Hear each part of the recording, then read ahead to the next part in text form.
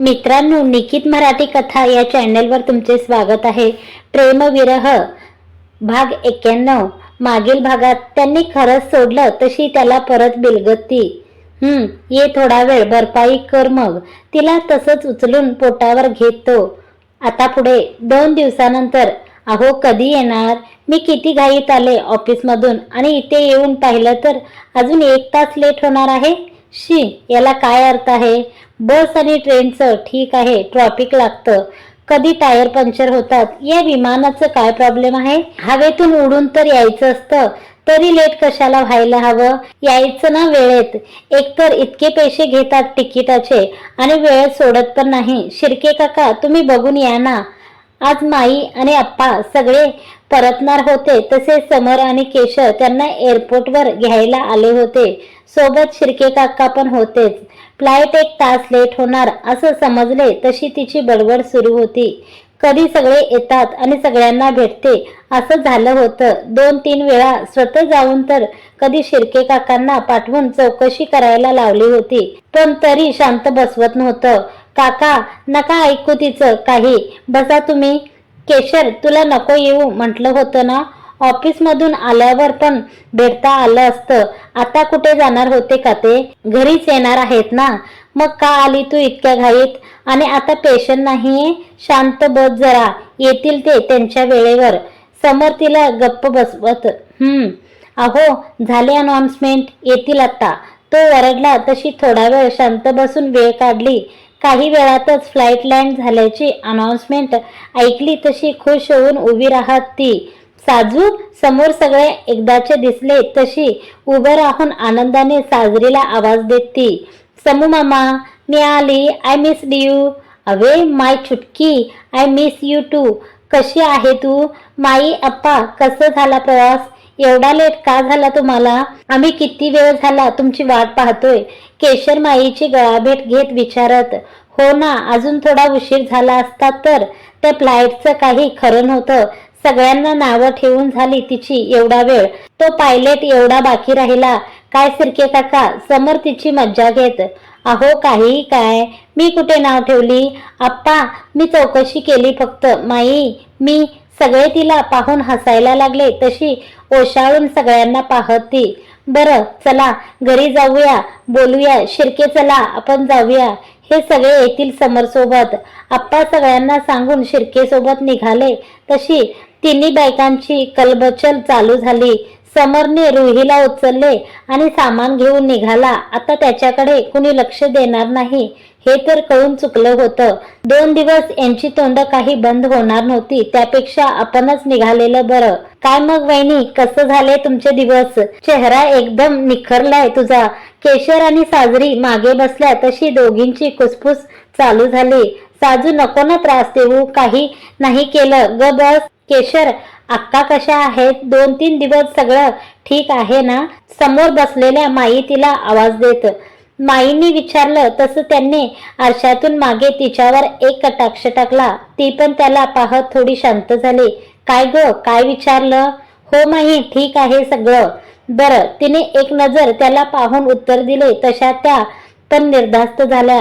आठवडाभर न भेटलेल्या लेकाची चौकशी करत माई समर सोबत गप्पा मारत बसली. तशी मागे पुन्हा एकदा दोघींची थट्टा मस्करी सुरू झाली.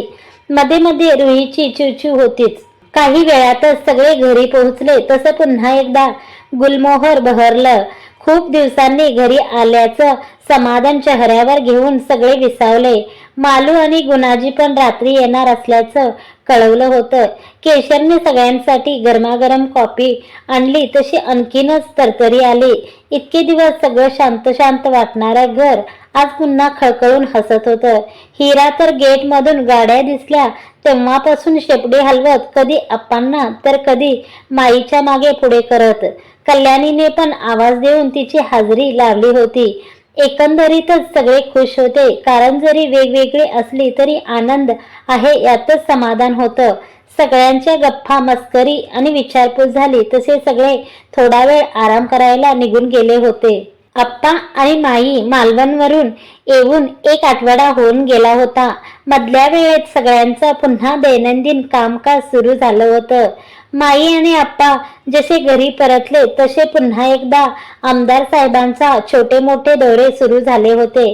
मागचा पूर्ण एक आठवडा माईची युक्ती ताकीद असल्यामुळे सगळं कामकाज इथेच राहून पूर्ण केलं होतं. पण आता बाजूला ठेवलेली पुन्हा हाती घेतली होती आणि आता आमदार साहेबांनी घरात फक्त ताकीद दिली होती की कोणत्याही घरगुती कार्यक्रमात आमची उपस्थिती गृह्य धरू नका. आम्हाला जसं शक्य होईल तसं वेळ देऊ. आप्पांचा अनुभव असल्याने माईंनी पण जास्त आडूवेडे घेतले नव्हते आणि आता ते घेऊन चालणार पण नव्हते.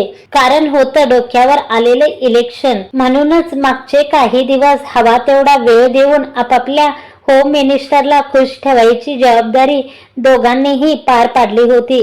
समरला जसं समजावून तयार केलं होतं केशरने, आप्पांना पण सगळं घालून अक्कांनी सांगितलेल्या पूजेसाठी तयार केलं होतं. खूप प्रयत्नाने आप्पांनी होकार दिला होता. लग्न करून आल्यापासून पहिल्यांदा आप्पांनी केशरला या गोष्टीवरून बडबड केली होती आणि समरने परवानगी दिली म्हणून त्यालाही ऐकावं लागत होतं. अक्कांना तर शेवटची वॉर्निंगच मिळाली होती. पुन्हा पत्रिका हा विषय घरात निघता कामा नये. गरम झालेलं प्रकरण नेहमी प्रमाणे माईंनी मध्यस्थी करत शांत करून केशर हे कशासाठी करते आहे, त्यामागचा हेतू काय आहे, आप्पांच्या कानावर घातलं. तसं मनापासून नाही पण समर सारखाच दुरून पाठिंबा देत त्यांनीही शेवटची परवानगी अशी ताकीद देत होकार दिला होता. या गोष्टीवरून पुन्हा घरातलं वातावरण नको बिघडायला म्हणून अक्कांच्या मंडळात जाऊन तिघींनी पूजा केली होती. अक्कांच्या मनासारखं सगळं झालं. तशा त्या खुशच होत्या. मुलांच्या सुखात आणि संसारात काही अडचण नाही येणार याची त्यांच्या बाबड्या मनाला खात्री पटली. जणू पूजेमुळे त्या खुश झाल्या. पण गुलाबराव मात्र नाराज होते. त्यांच्या गुलछडीवर आधीच पाठी लागलेला दौरा, त्यात आत्ता मनासारखा न मिळणारा एकांत. वेळ मिळाला तर कधी घरच्या कामात अडकलेली ती, तर कधी अक्कांच्या सेवेत. अक्कांचं गुड बॉक्स मध्ये जी आली होती कहर म्हणजे पूजेचं कारण सांगून टच मी नॉट करत 2 दिवस अक्कांच्या सांगण्यावरून तनामनाचा उपवास चालू करत चक्क गुलछडी मनात नसताना गेस्ट हाऊस मध्ये शिफ्ट झाली. तसं गुलाबराव भलतच लालेलाल झालं होतं. शेवटी रागात बॅग भरली आणि माईंना सांगून स्वारी 4-5 दिवस सांगलीला निघालो सांगून त्याच्या गुलछडीची न झालेली गळाभेट मनात ठेवून तसेच तिला दुरून पाहून निघून गेले होते. आज मकर संक्रांत म्हणून सकाळपासून घरातल्या बायका गोडधोड करण्यात लागल्या होत्या. त्याला जाऊन आज 5 दिवस होत आले होते. मंडळीतील पूजा झाली. तसं हुश करून जीव सुटला या अर्थी केशरने सुटकेचा निश्वास सोडला होता. रुसलेल्या त्याच्या अहोना फोनवर बोलून माफी मागून अंतरंगी किस्से करून जसं तसं पुन्हा एकदा लाईनवर आणलं. लवकर येण्याची प्रेमळ विनंती केली होती. त्याच्या गुलछडीच्या तोंडून टपकणारं शहद गुलाबरावांना पिळगवणारं नाही हे तर शक्यच नव्हतं. रुसवा तर अंतरंगी किस्से पाहूनच गेला होता, पण तिच्या मनवण्यातला सुख अनुभवत भाव खाऊन घेत होता. बायकोचं अटेन्शन कुणाला नको असतं.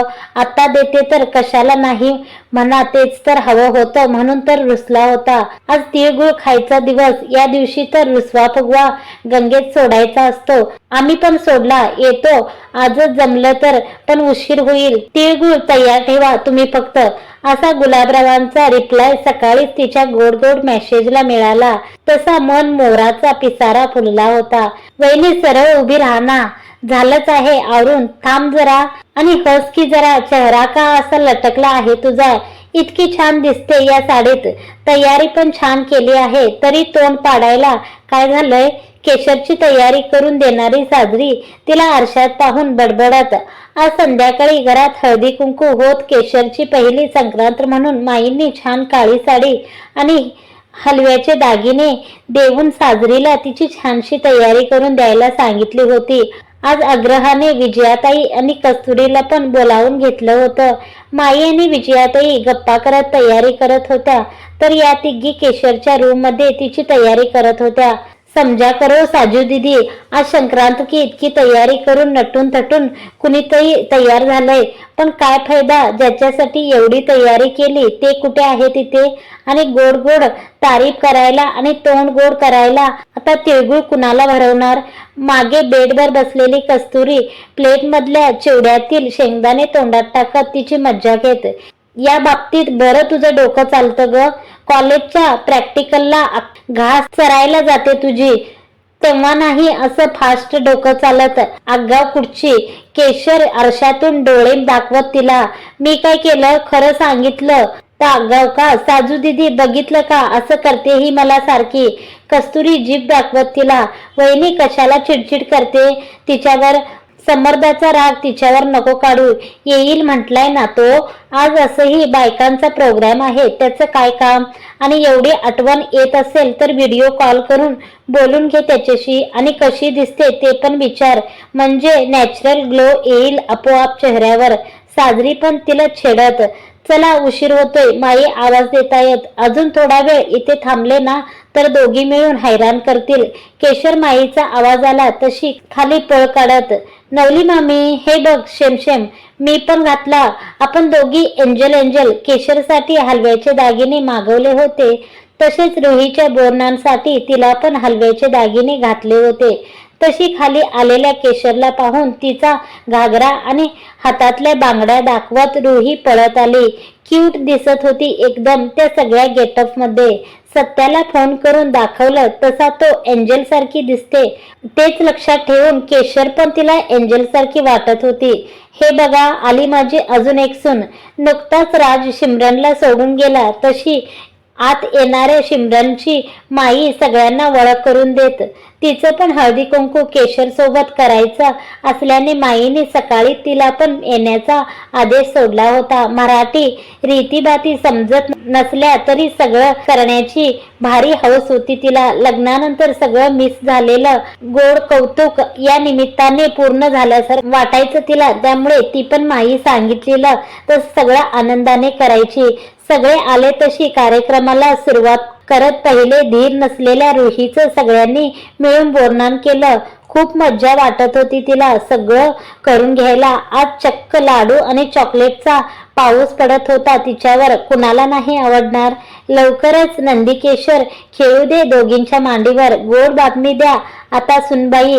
साजरीचं झालं तशी रुही केशरला आणि सिमरनला ओढून खाली बसवत आळीपाळीने त्यांच्या पण मांडीवर बसून मज्जा वाटणाऱ्या त्या बोरांचा पाऊस झेलत होती. तशा माईच्या आलेल्या मैत्रिणी दोघींना पाहून एकीने सूर लावला तशा बाकी पण त्यावरून हात साफ करून घेत सुनेच्या मागे लागल्या होत्या.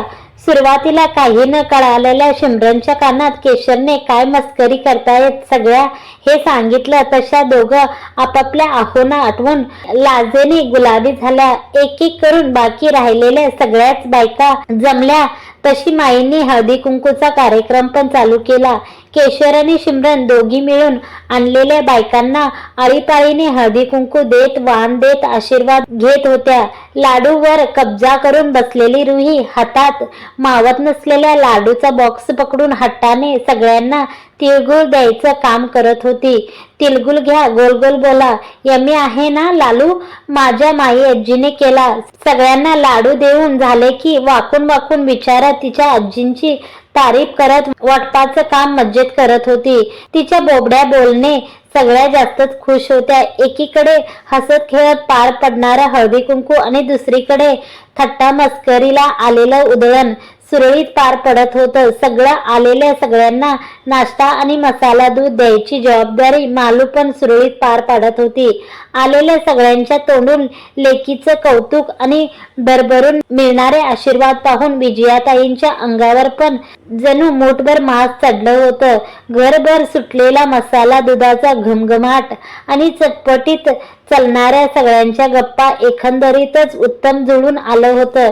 या सगळ्यात साजरी आणि कस्तुरी चालणाऱ्या गमती जमती आपल्या मोबाईलच्या कॅमेऱ्यात कैद करायचं चौक काम करत होत्या. तिळगुळ घ्या आणि गोड गोड बोला म्हणत तोंडभर कौतुक आणि माईच्या गोड पाहुणचाराने आनंदी होऊन सगळ्या एक एक करून निरोप घेऊन निघाल्या होत्या.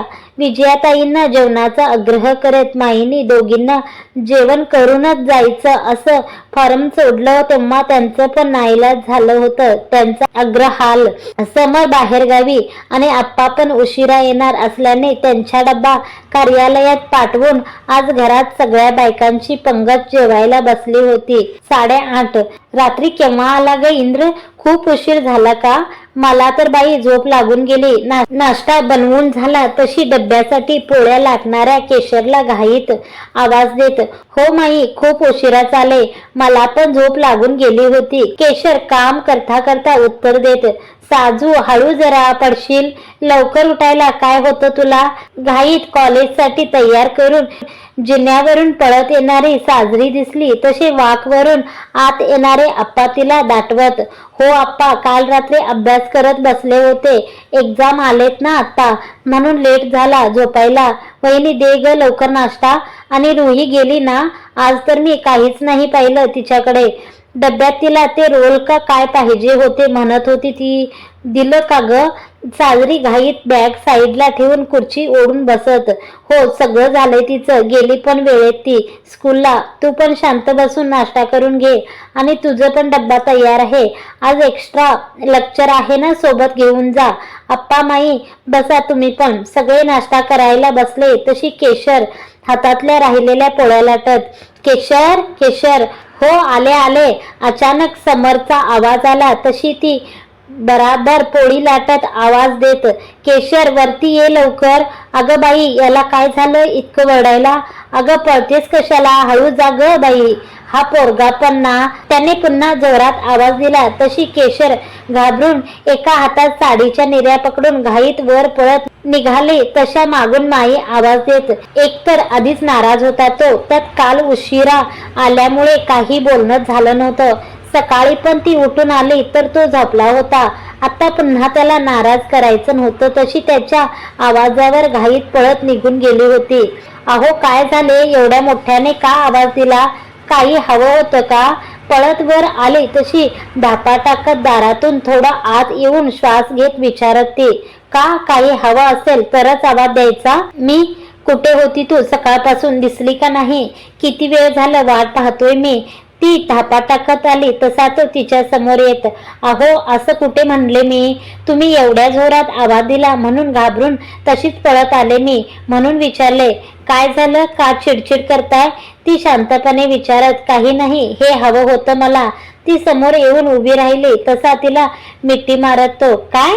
थोडीशी गोंधळून ती मगाशी त्याचा आवाज ऐकून काय काय विचार करत पळत आली होती आणि त्याचं कारण ऐकून तर शॉक लागल्यासारखं झालं. एवढ्या करता आरडाओरडा करत होता तुम्ही? मी किती घाबरले. हातातलं काम तसंच सोडून आले पळत. तुम्ही ना. थोडीशी चिडून ती, हो असू दे, मालूताई आहे की करेल काम. तू थांब ना. I missed you. किती दिवसांनी जवळ घेतलोय तुला. मिठीत घट्ट पकडून उचलून घेत तो. आधी पूजेचं कारण, नंतर जो सांगलीला निघून गेला होता. या सगळ्यात जवळजवळ 10 दिवस दुराव्यात निघून गेले होते. रात्री पण उशिरा आला तर रुहीला जवळ घेऊन झोपली होती ती. त्याच्यासाठी जागाच नव्हती. आता सकाळी पण जवळ दिसली नाही की त्याला उठवायला आली नव्हती. तसा वैतागून तिला आवाज दिला होता, मिस यू टू. एवढ्या करता किती आरडाओरडा केला. काम झालं की येणारच होते ना वर. त्याच्या पाठीवर हात फिरवत ती, मला आत्ता हवी होती ना, पण तू पुन्हा ऑफिसला निघायची घाई केली असती तू. मला नाही माहित, बाहेरून कधीही आलो की मला पहिले माझ्या समोर दिसली पाहिजे. बाहेर तुझ्याशिवाय राहतोच ना मी. तुला काही प्रॉब्लेम आहे का? थोडंसं चिडून तो, ओके तुम्ही शांत व्हा, काही प्रॉब्लेम नाहीये मला. सकाळ सकाळी मूड नका खराब करून घेऊ. आता आली आहे ना मी. झालं तुमचं मला पाहून आणि भेटून. आता जाऊ मी खाली. त्याला शांत करत ती, नो. त्रासून लगेच तिला पाहतो. मग काय? तिळगुळ. तिला पाहून तो, याकरता चाललं होतं सगळं. त्याच्या हलकेच कान ओढत ती, हो. तिला जवळ ओढून कमरेच्या तिळावर हात फिरवत ओटातलं गुळ चाकत तो, खूप झालं तुमचं. हट्ट सोडा आता. मला उशीर होतोय. माझी कामं राहिली आहेत आणि आवरून घ्या लवकर. आणि मला सोडायला तुम्हालाच यावं लागेल. तुमच्यामुळे उशीर झालाय. त्यांनी सगळे लाड पुरवून झाले तशी त्याला ढकलून खाली पळत ती, मित्रांनो, आजचा भाग तुम्हाला कसा वाटला कमेंट करून जरूर कळवा. व्हिडिओ आवडला असेल तर व्हिडिओला जरूर लाईक करा, कमेंट्स करा, तुमच्या प्रतिक्रिया आपल्यापर्यंत कळवा. तुम्हाला कथा मालिका कशी वाटते ते पण तुम्ही कमेंटद्वारे आम्हाला कळू शकता. याच्या मागील भाग पाहण्यासाठी तुम्ही निकित मराठी कथा या चॅनलवर सर्च करून तुम्ही मागील कथा मालिका पाहू शकता. धन्यवाद मंडळी.